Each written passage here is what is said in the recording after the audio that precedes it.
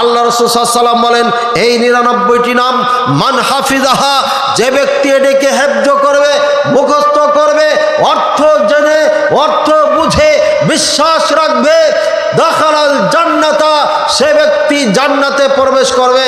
বাংলাদেশের বিভিন্ন চ্যানেলগুলোতে নাটকের নাম দিয়ে বেঈমানের মতো তারা কাজ করে থাকে। একজনের নাম আব্দুল জলিল, তাকে জল্লা বলে ডাকে, নাউজুবিল্লাহ। আল জলিল হচ্ছে আল্লাহ পাক রব্বুল আলামিনের নাম, আল জলিলকে জল্লা বলা যাবে না। এভাবে আল্লাহ পাক রব্বুল আলামিনের যতগুলো নাম আছে, কোনো নামকে বিগড়িয়ে বিকৃত করে ডাকা যাবে না, এটা জায়েজ নাই, এটা হারাম। যারা আজকে পৃথিবীতে ক্ষমতার দাপট দেখতে বেড়াচ্ছে, অন্যায় অন্যায় দেখে না, জুলুম অত্যাচারে দেশ মানুষকে ভরে রেখেছে, এই সমস্ত জালেমদেরকে কিয়ামতের ময়দানে ডাক দেওয়া হবে।